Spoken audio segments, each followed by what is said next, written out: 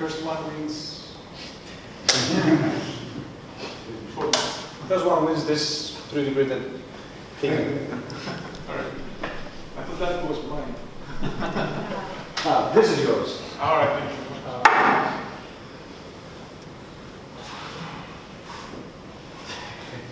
I knew that I had to, plan so much. I was just wondering how I'm going to regulate the creation of wrappers. As the technology accelerates, it would be easy to download or pilot a blueprint of the weapon. Isn't this a weapon? I can throw it to you. Throw it at you. The ease of use is not the same. Okay. The thing is, okay, these are, you can do this, you can log files, you can have digital ways of having machines not being able to print out weapons. Nowadays you have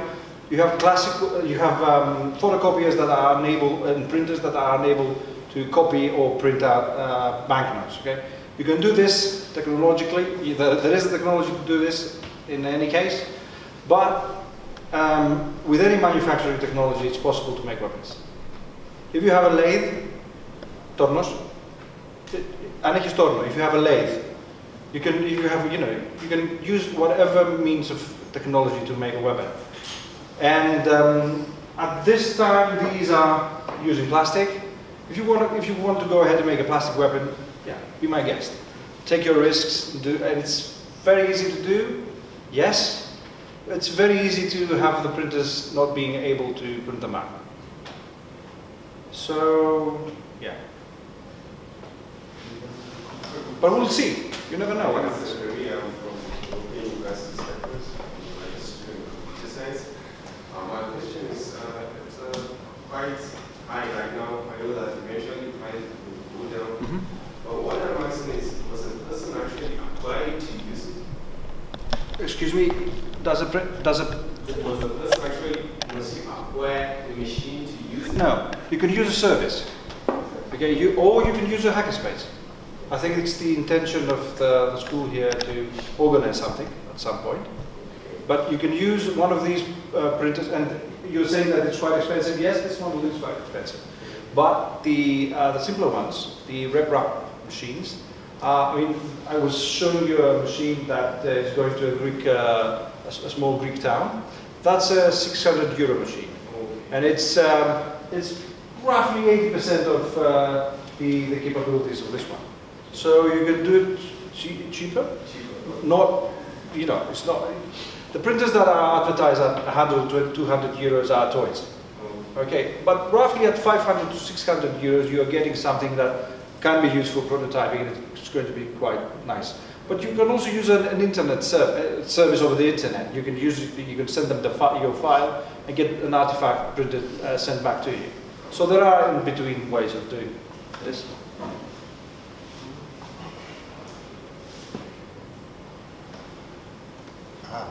Yes. How long does it take to? Yeah, that's the nice one. 45 minutes, an hour and a half, 5 hours. It's too much for the help. I think for the help, between the middle, it's too much. 1 hour and a half. But what you do not know is, and you might see in a while, is you can choose what type of how the interior of the artifact is printed. And this is actually less dense than this one. So I can make a part that's structurally, mechanically strong, or I can make a part that's, a bit flimsy because I want it flexible, or because I want to print it up very quickly. So I can choose how solid an artifact will be. And if it's more solid, it takes a lot of time. So this is a faster one. It's not as strong as it should be. It's not actually, doesn't have the same density as this one or this one. Or this one. And another thing, this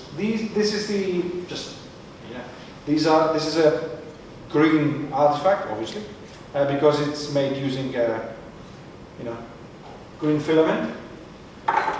But actually, this is painted. Okay. So ABS and PLA are very easily painted. So you can use you can use whatever type of stock you would like to either achieve the final product, or you can paint it. This is painted using automotive paint, enamel paints. Yeah. Can you combine materials while doing ABS and PLA. materials or colors? Colors, yeah, you can. You can do it in a couple of ways. You can have a second printing head, so you can have the system switch the colors, the actual, or you can stop the printer, retract the filament, put the other color in, and use that. Or you can paint again, whatever it's easier. And some printers, I showed you a head that was, very colorful. Very colorful. That head, there is a class of printers that's very expensive, that's under many patents, that either uses different types of plastic. There's a Hewlett-Packard printer that does that are different colors, but these are $30,000 to $300,000 printers. And that paper one uses color inkjets. It's basically, it also has a color inkjet printer and paints the paper. One question to Alexis. I'm Nicolas. What's the boundaries for prototyping? I mean, if you want to give a full-blown user experience to your client or to your end user, where do you stop calling a prototype to an MVP or very first? Basically, yes, it's a good question. Basically, when you're prototyping, you set your goals. What do you want to achieve from prototyping?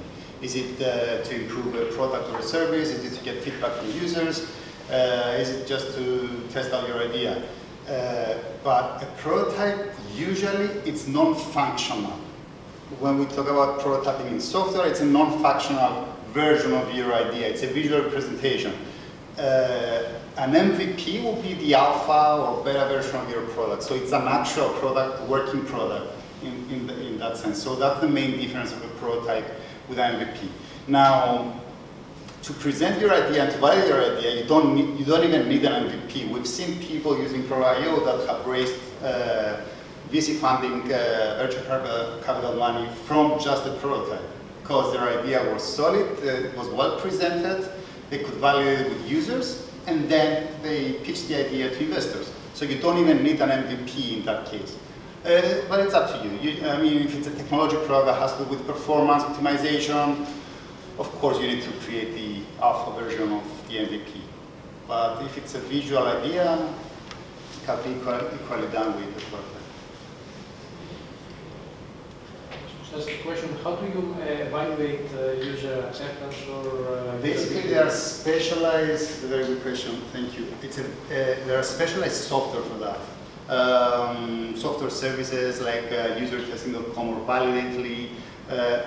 And what they do, you submit them your prototype or your actual app in some cases, or website. And what they do, they have a pool of thousands or millions of users categorized based on gender, location, and different other characteristics, and you can ask them to say, I want my prototype to be tested by male between 25 to 31 years old, living in New York City, and that they use iPhones. And you can even narrow it down to that. And what they do, they send your prototype to those people randomly. Sometimes tests can be done with just 10 people, 50 or 100, or even more than that. And they get feedback, and feedback comes in usually video and audio, or audio recordings. They have screen recordings with the actual movements of the mouse or the gestures on the phone. Or another way of doing this is assigning tasks to people. For example, if you're making an e-commerce app, you can say, okay, try to add an item to the cart and check out. And you see their behavior. If they could find the item, if they could browse the categories, if they could add the item to the cart easily, if they could check out the item. So depending on what you want to achieve, there are different ways. Another way is calling up people and say, we have a user testing event today. We need 100 volunteers to come to offices because it's a closed secret project. We don't want to submit on any engine. And you come here, you test it, and they test it on the side, you record them, you ask them questions, you see their expressions, their behavior. There is even software that can actually recognize your facial expressions if you're happy or if you're happy or frustrated. So there are many ways. Do you need to integrate any logic in your prototype in order to help the evaluation, or not necessarily? No, usually most of the prototyping software support user testing platforms. I mean, we integrate our software with those platforms. So it's just a plug and play, copy and paste the code, and your prototype is ported through that user testing software. And on that software, you can set any rules that you want and take it through there, basically. So just a question. Okay, well, if you don't mind, it might be a question towards you as well. Those sites that are used for the evaluation, is there a sort of technology acceptance model behind them? Is it how rigorous is it? I mean, do you know their methodology basically?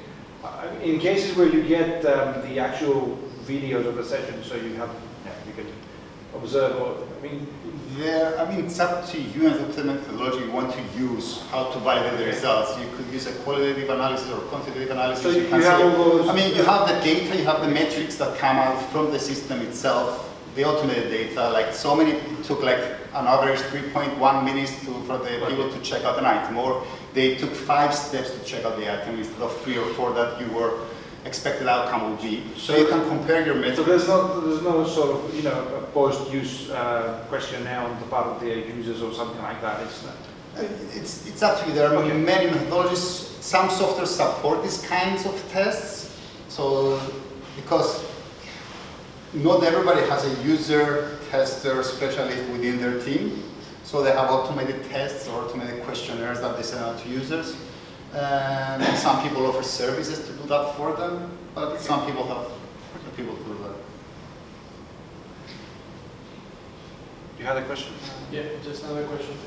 So, out of your experience, what percentage of the cost to develop a product goes to prototyping and testing the prototype? Okay, I will answer it in a trickier way. Whatever the cost of the prototype is, it's much less than the cost without the prototype, because you avoid all the risks, or most of the risks at least. So the loop that we set up, we do the iteration of designing, prototyping, testing, and then going back to design, prototyping, testing. Imagine that loop done with code, right?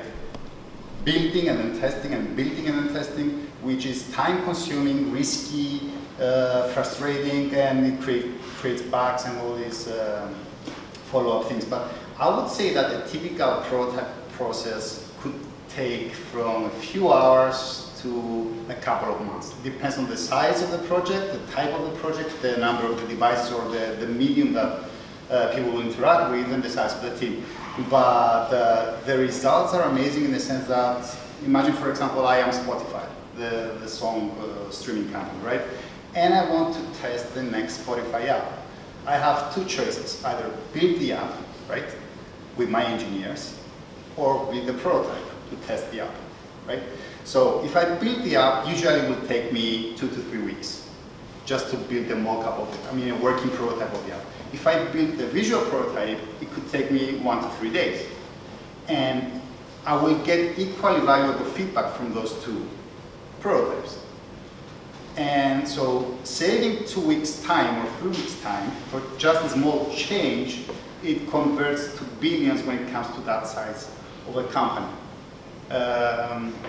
So you find, from judging from our customers and my experience, we have customers at any level, like on any profession, like programmers, designers, UX researchers, product managers, marketeers, CEOs.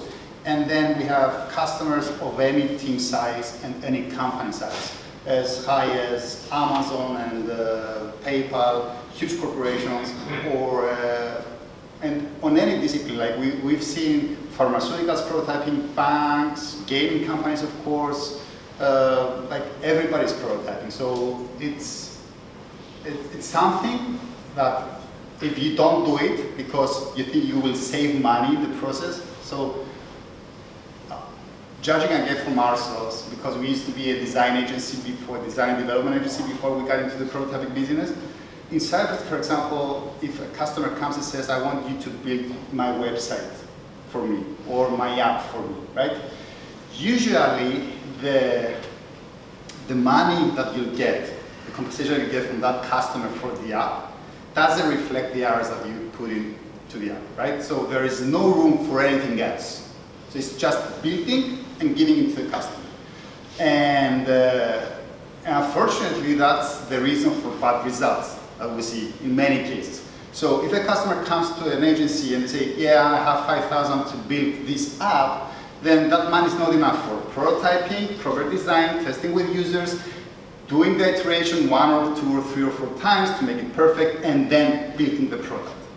So that's the reason a lot of companies don't do it in places like Cyprus. And the other reason is that they don't do it because they've never done it yet. So it takes one time to do it to see the value of prototyping, and that, okay, spending an extra week or 2 weeks at the beginning, it will save me months or years or project failures in the future. So it's a matter of, it's a new concept anyway, the agile processes, like moving away from the waterfall models and doing all these integrate all these new processes into either big or small teams at any level, at any organization. It's a new thing, and lean startup methodology. So it's what we say, it's a must. Right. I mean, we can proceed into demonstrating. So maybe we'd like to start. Sure. I can give you a brief demo of our tool. Yeah. Any questions can arise during your presentation. Sure. In your account, you can simply log in and start creating projects. What I will show you now is somewhat a secret. It's something that we're launching in a month. It's a new version of Pro.io. So I don't want to. I would prefer to show you the new interface instead of the previous one, because it will be much easier for you to understand, because we've done hundreds of UX improvements to that interface, and plus it looks cooler. So, okay, so this is the interface, right? As we can see, it's a standard designer's tool interface where you can manage your screens. This is a mobile app for cinemas, and it's a sample project that we built for demoing purposes. So you can see your screens here, your layers, and the layer is any UI element applied on the screen. Different tools on the top menu, and the power behind Pro.io, which is this. The actual UI elements that you can drag and drop on your project to create anything that you want. For example, I can easily drag a rectangle, create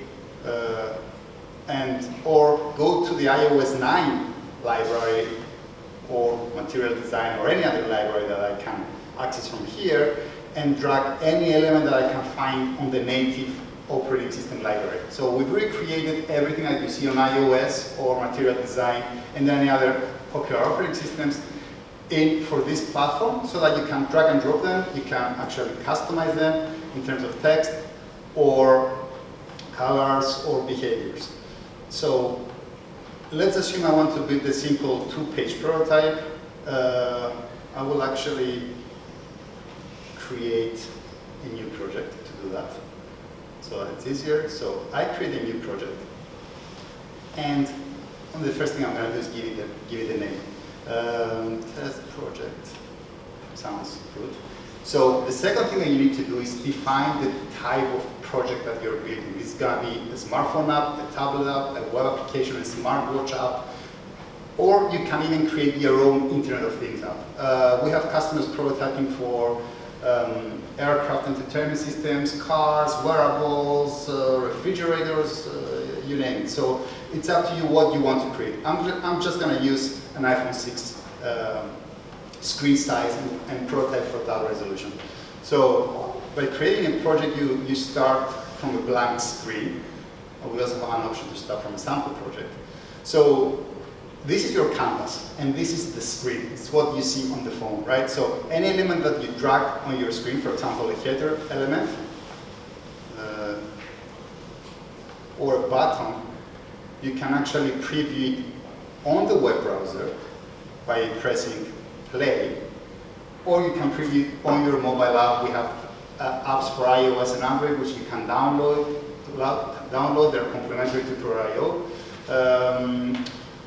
Just ignore this performance indicator here. This is a frames per second. I'm going to show you why we have it. This is our development environment. It's not available to the public.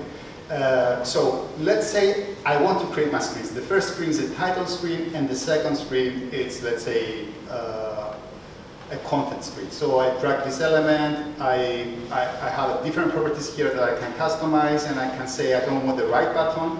It removes the right button. So I'm going to navigate between two screens. The first screen that I created, this one, and this one. So the way you add an interaction to Cura.io is you have on any element, you have the interactions tab. And you can create any interaction you can imagine, applying any touch or mouse event that you can think of, or it's available on the actual devices. And you have a number of actions to perform. The easiest way to do that, though, is that since I'm on screen one, and you could actually give a proper screen, let's say home, and this is, let's say, products, whatever. So if I want to create an interaction from when I click the label button to go to products, I just drag and drop the interaction wizard element and creates the interaction for me. So by simply doing that, I automatically create the interaction, which I can edit at any time. I can apply transitions, animations, anything that you can see on a mobile device.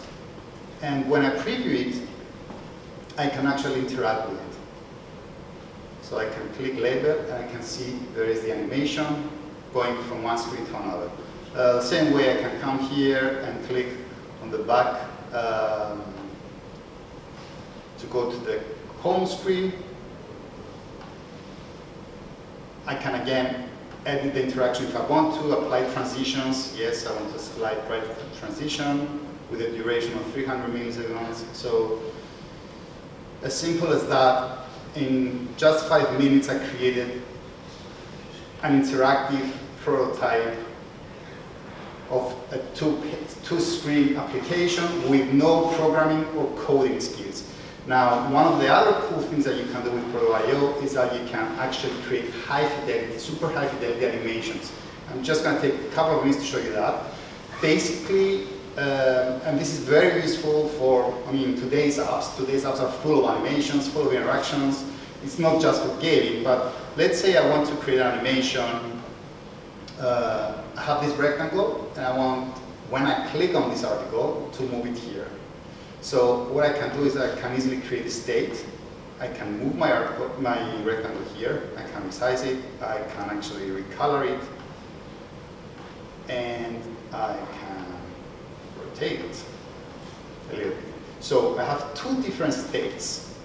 The way I can create interaction from one state to another, like we used to drag to the screen, we can drag to the state, right? So when I click on state one, I will go to state two. Cura.io detects that you want to create a transition for this state change. You create the transition simply by choosing yes on that dialog, and you can define the duration of the animation. Unfortunately, this screen is too small for prototyping. We can zoom it, but this is your timeline. And on this timeline, you can define the async properties, the duration of the animation, and so on. So you can, when you save and preview the same prototype that you built before, you see, this still works. I go from one screen to another, but when I click here, I have the animation. And I can easily change anything I see on the screen. And that's how we build things like sliding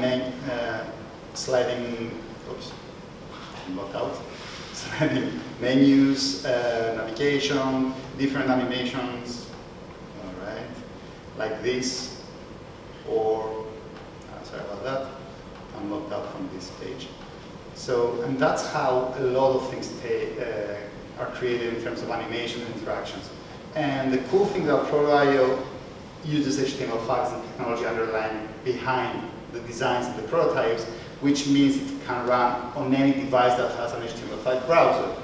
And so even if you don't have the apps for Pro.io, you can still play this and run this on any platform that has a browser, including all the user testing applications that are out there. You can easily share these to get feedback from other people. You can share it, and for specific people, you can share it with anyone that you want, anyone with a link. You can password protect it. You can embed it to user testing platforms. We support usertesting.com and Validately. On our native app, we've done a partnership with Lookback, which is a service, a user testing service that allows you to record the actual face and movements of the person testing the app, and so on. Do you have any questions? What's your email again? Alexis P. @pro.io. So this is the way a lot of prototyping tools are. The trend today is that prototyping tools are design tools and prototyping tools all in one. So you can equally design here. You don't, I mean, if you need like basic shapes, lines, rectangles, whatever, you can apply filters to images or even more interactive elements like make things draggable. You can change anything that you can do in a design tool.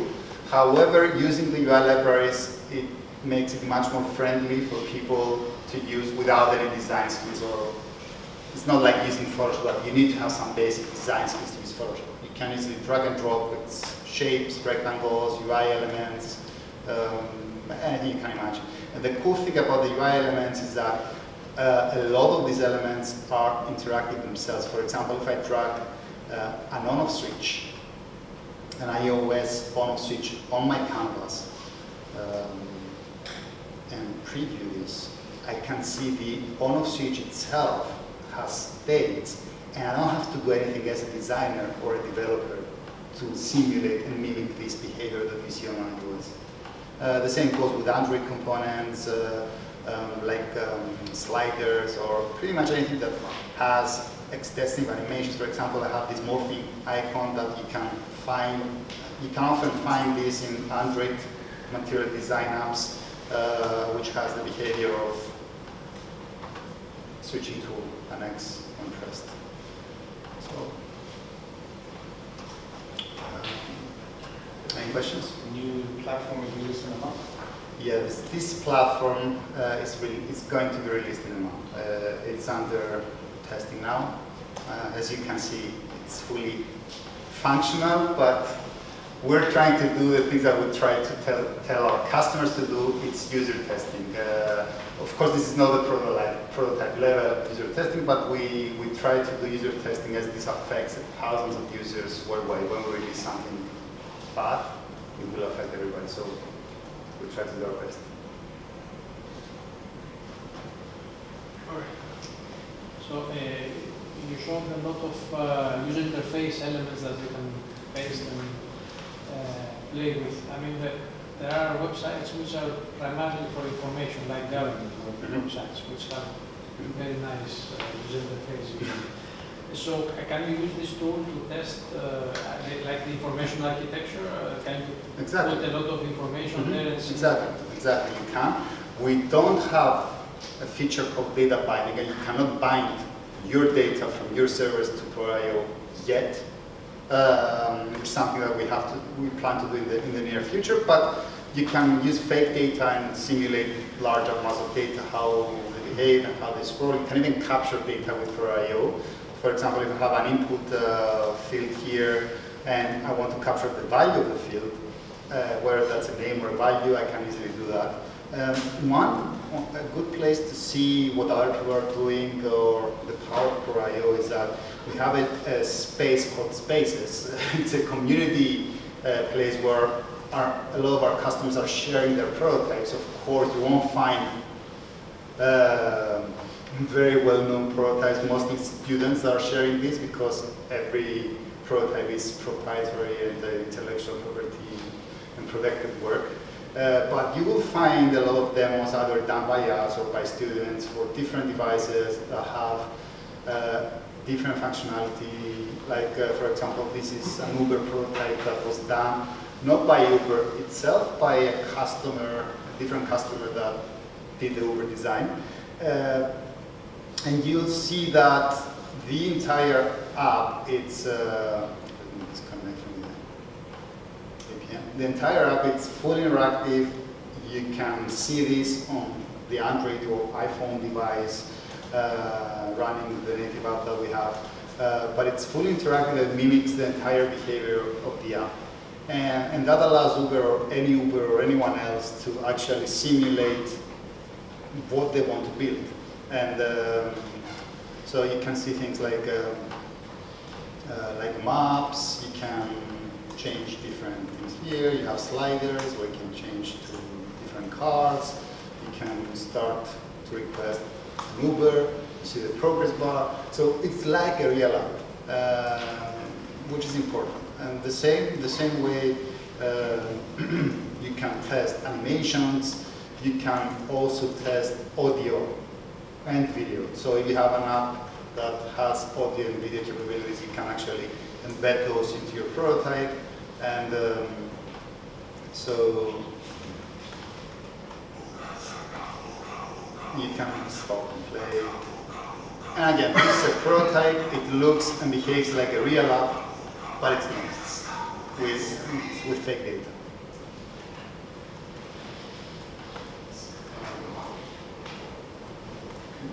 Yes, at the back first. How much is the subscription? The subscription is $21 per user per month, starts from $21. For students, we have 50% discount. So if your 3 months of free account that we offer through that URL expire, you want to continue, just send us an email and we'll send you 50% discount coupon. Are you able to view any of the work done in prototyping, or you just have, when you finish prototyping, you have to start over again? What you can do, you can export your assets. I mean, what you create here, you can export them to HTML or PDF or anything like that. Like a zip file containing all the images. However, it will be static images. It won't be vector images. So in a way, you cannot use the assets for production purposes. Plus, it does not generate code. You can export to HTML and run it on your laptop offline, even when you're offline, because it bets all the JavaScript Pascal technology behind it to run the files. However, it's not a usable code that you can just plug and play into different tools. So, for example, that Uber prototype you showed us, once you finish prototyping, you have to start over again. Usually, apps at this level are done in native code. So even if you produce some kind of code, you will need to rewrite everything on the native iOS or native Android programming language, Java or C, Sharp, whatever. And what we're trying to do now in an upcoming release, not this upcoming release, but in the future release, is pass along the specs for everything. So if the designers use specific colors, typefaces, whatever fonts they used, we want to have an easy way of engaging everybody in the process and handing off the spec sheet from the designer to the developer so that they don't have to go in and click here and see, oh, what's that color? Oh, it's whatever, it's FF60, whatever, right? So we want to generate an automated spec sheet for every screen, every font size, every color, and everything that's created. Any more questions? Not, so thank you very much. Thank you very much.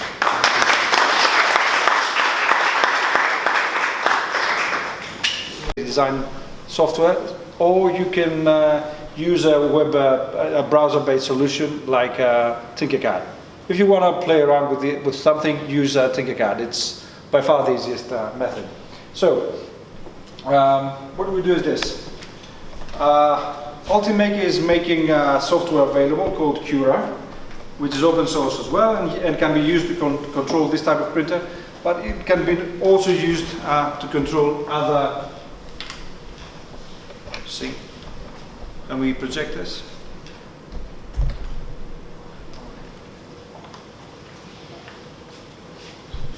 Is it extended? Is it? Yeah.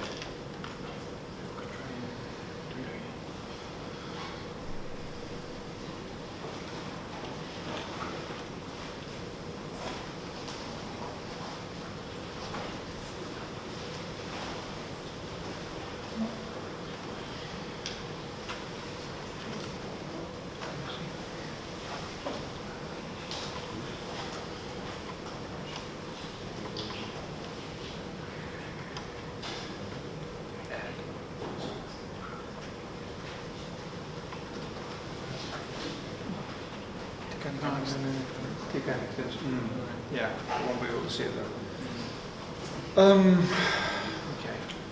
What do you think? You're doing something.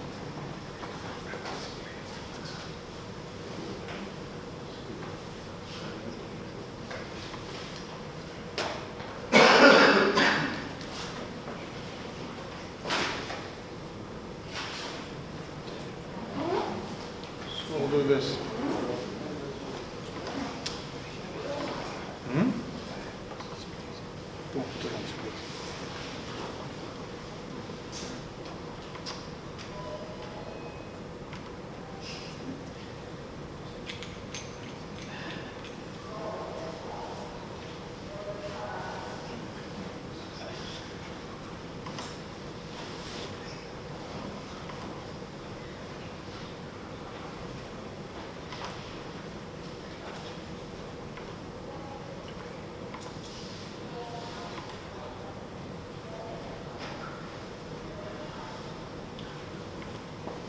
So now you're seeing what I'm seeing and vice versa. So first of all, you go to one of the repositories. We're going to go to, let's go to Imagine. And these are basically search engines. You search for whatever you like for one of the popular items. Let's see what's popular here. Okay. These two are actually parts of the printer. The one is the mechanism that's used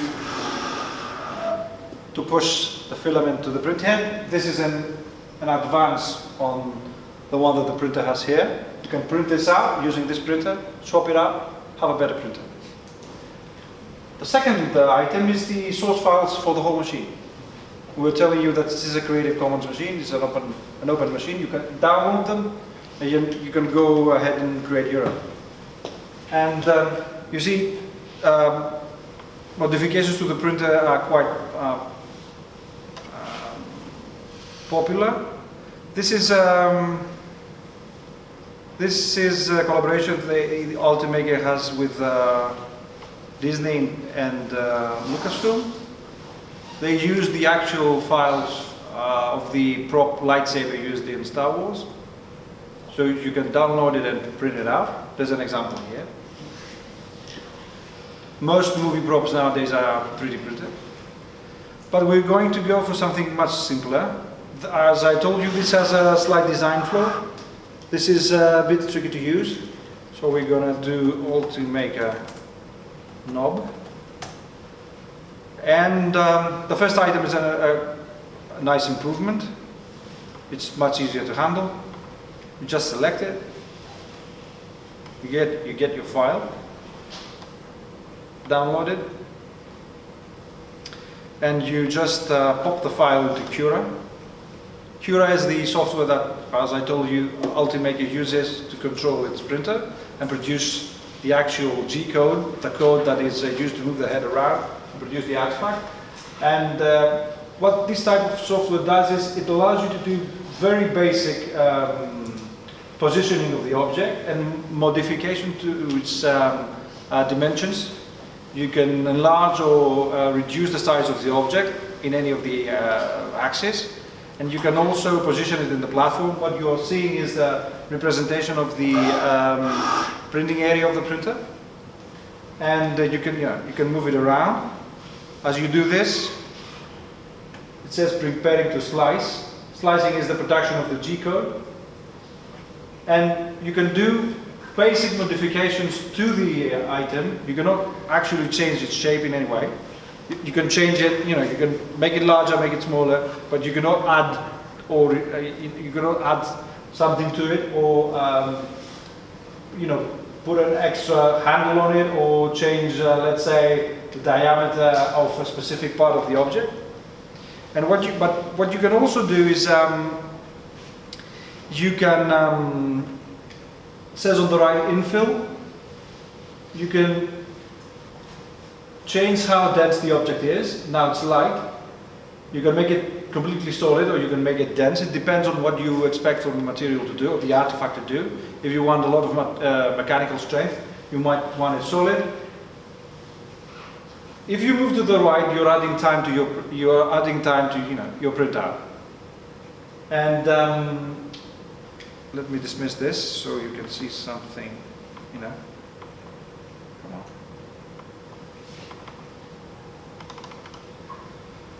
Okay.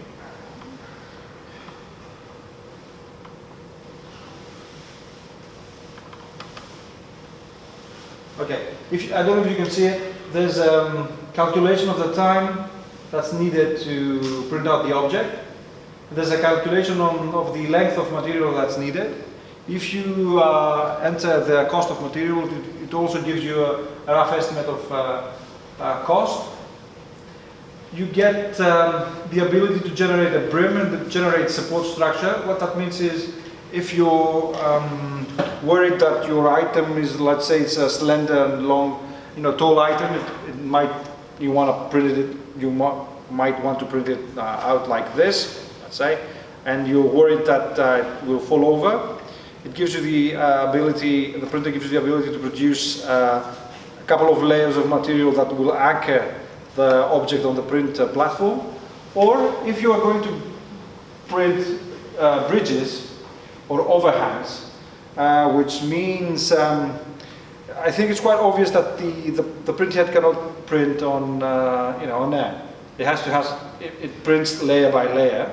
So if I can print this item out like this, but if I try to print it out like this, first layer this and then going up, this is impossible to print because you have the printhead printing on air. But let's say for some reason I wanted to do this, you can instruct the printer to produce basically a support structure underneath automatically. What that means is it produces a different type of material structure that is easy to remove with a knife. It's less dense material, that it's quite sufficient to print on it, but it's very easy. It's okay to remove with a knife. Okay? These are done automatically, and what you can do is also increase the quality. For some reason this isn't responding properly.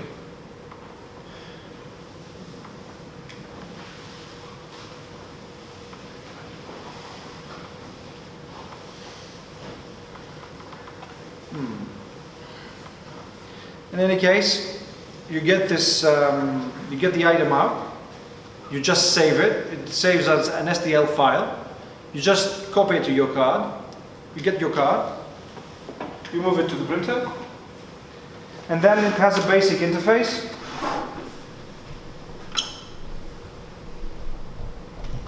You go to print, it gives you a list of all available items.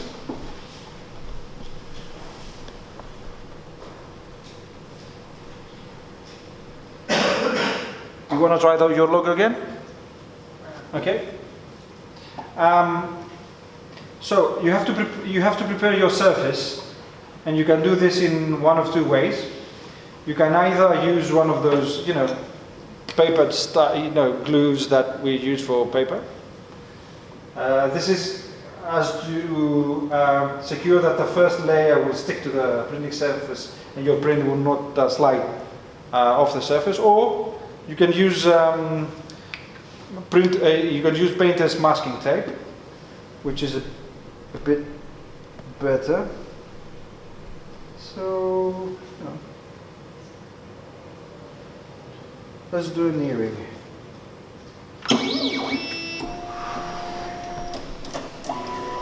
So what happens now is it tries to find where the printing head is.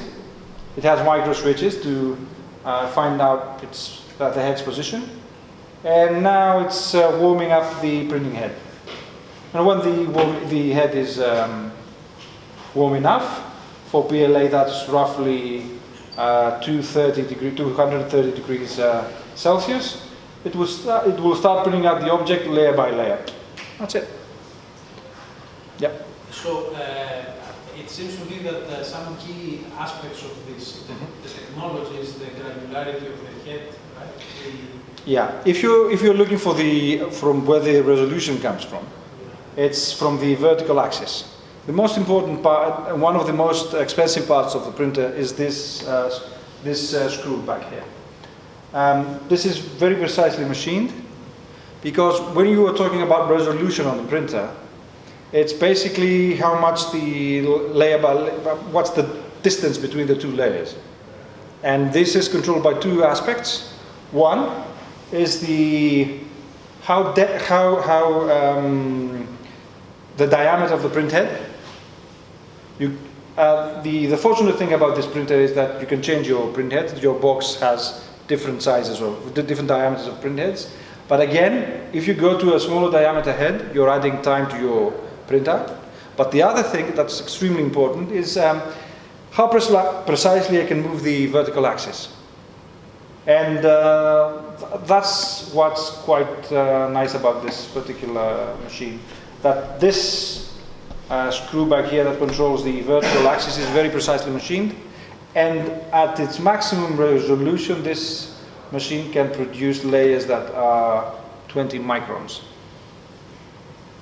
It will take a lot of time to produce your object, but it will be quite something. I think that the most I'm trying to find where the object is. This is at 100 microns. If you want to have a look, and I urge you to, if you don't mind, I'll pass some of the objects around so people can see the detail. I mean, this is roughly half or a quarter of the resolution that these printers are capable of. And we're not printing at high resolution because it takes a lot of time, and this is good enough. Okay. So in 5 years from now, how do you see the precision and the speed of printers to...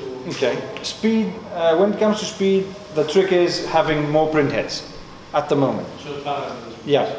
Yeah, that's the thing. You're having either machines that can support many print heads. Hewlett-Packard is going that way. But again, these are new machines that are protected under new patents, and they are quite expensive. The other thing that you can do is these machines are stackable.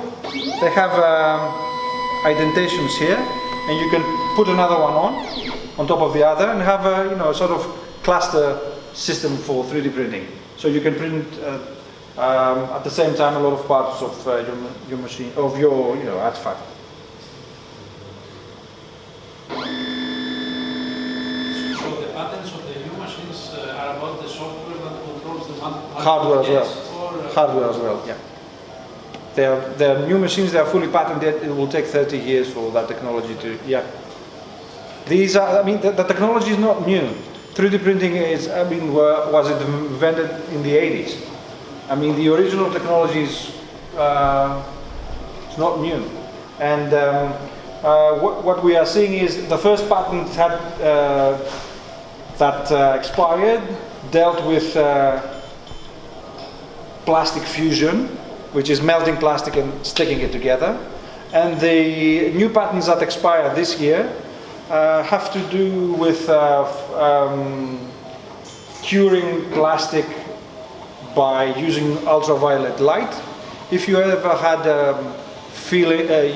dental work done, where the dentist shines a purple light, that's exactly the process. It's a plastic. It's a synthetic resin that it's hardened by UV radiation. That patent expires this year, and it will lead to printers that are both faster and have high resolutions. But in terms of being a technology that can be used for mass production, we are quite a long way yet. It's for prototyping at the moment, and it's for, you know, doing experiments. It's not technology that can be used for replacing traditional mass production and injection molding or, you know, plastic production methods. Yeah. They still use the ones that they basically embed in the object in wax, then have to put it in the oven? Are you talking about, you know, doing models and doing casting, or? Well, last time I checked, there were like 2 models, and one of them is like filling wax on the different states. So we can get a lot of wax. We also do the blended wax. Yeah, and you have to put it in the oven wax and that's when you use wax.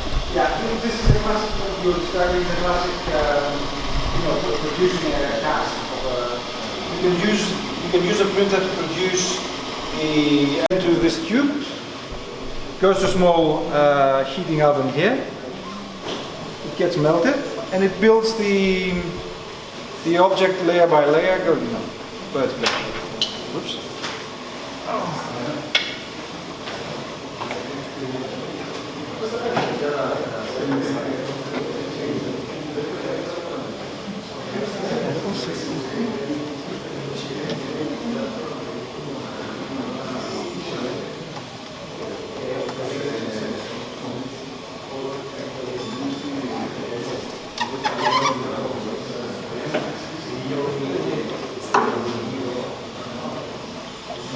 The printer interface also allows you to do some modifications real time. You can, I mean, if you're running out of time, it says 7 minutes, I can instruct the machine to either, you know, I can say, so it's printing at 100%, I can say, let's go 150.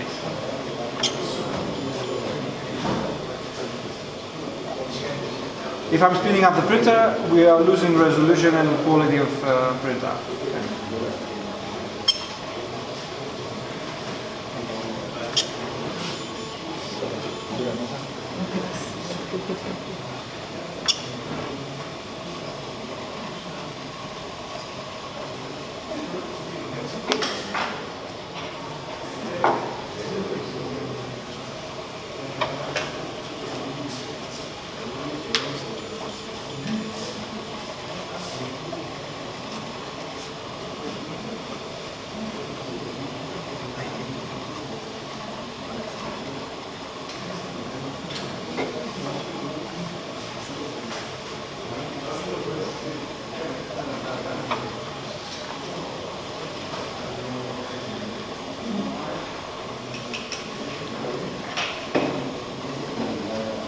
This is being printed with the cavity inside.